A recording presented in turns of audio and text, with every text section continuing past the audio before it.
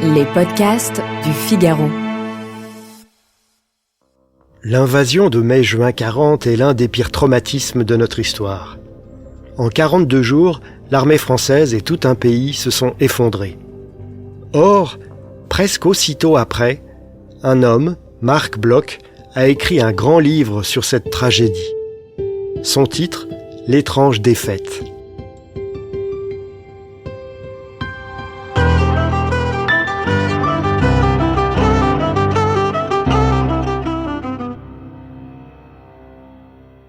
Marc Bloch est un historien, professeur d'université, spécialiste du Moyen-Âge. Son père, alsacien juif, avait choisi la France en 1871, lorsque notre pays avait dû céder l'Alsace et une partie de la Lorraine à l'Allemagne. Marc Bloch a fait la guerre de 14-18. En 1939, lors de la déclaration de guerre, il a 53 ans et est père de famille. Il pourrait être affecté à l'arrière, mais non. Il demande à servir au front. En mai-juin 40, l'historien se retrouve ainsi à l'état-major de la première armée française. Il est capitaine, chargé de l'approvisionnement en essence et de la liaison avec les unités britanniques voisines. Arrive l'invasion, la débâcle. Après l'armistice, le 22 juin 40, Marc Bloch est démobilisé. Il gagne la Creuse, en zone libre comme on dit à l'époque, et écrit son fameux livre en 3 mois. L'ouvrage a 3 parties. L'auteur leur donne des noms. Présentation du témoin. La déposition d'un vaincu. Et examen de conscience d'un Français. L'auteur souligne d'abord la faillite du haut commandement de l'armée française. Il explique le dogmatisme des généraux, leur impuissance à appréhender le nouveau, le battement trop lent auquel on avait dressé les cerveaux, c'est sa formule, alors que les Allemands, eux, avaient le culte de la vitesse.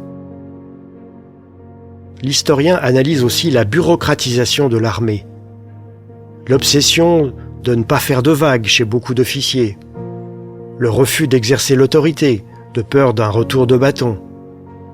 En une phrase terrible, l'historien juge que les chefs de l'armée française étaient vieillis, chargés d'honneur, gâtés par une longue vie de bureau et d'habileté.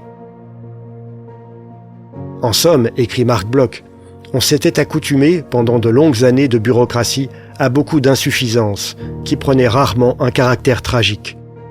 Les temps changèrent, non les mœurs. Est-ce que pour autant il y aurait d'un côté pour Marc Bloch des généraux et des hommes politiques coupables de tout, et de l'autre une société française au-dessus de tout reproche ? Non, répond l'historien. Le culte de la ligne Maginot, le laisser-aller, la facilité, répondait aussi à une demande du corps social lui-même. D'où le titre de la 3e partie du livre, le plus passionnant, Examen de conscience d'un Français. Marc Bloch passe en revue toutes les classes sociales, toutes les corporations du pays. Aucune n'est épargnée par son regard au laser. Plusieurs de ses appréciations sont contestables, voire très contestables. Mais il a un désir de vérité et d'équité. C'est ce qui donne à son livre sa puissance. C'est un véritable tableau de la France de 1939 qui se déploie sous les yeux du lecteur. Quelques exemples. L'auteur se montre très sévère envers la bourgeoisie de l'époque. Ce qui la caractérise pour lui, c'est avant tout la méfiance à l'égard du peuple et un manque de curiosité envers le monde.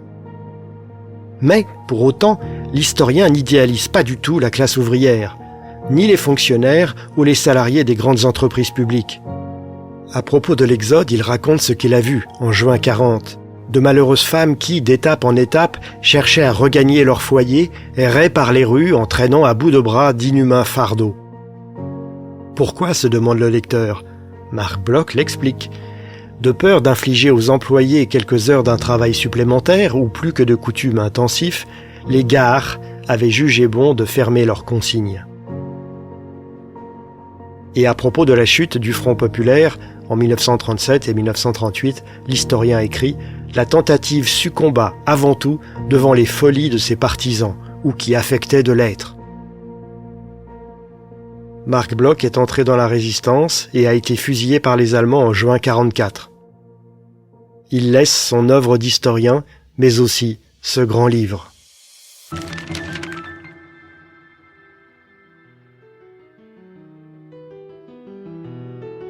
Merci d'avoir écouté ce podcast.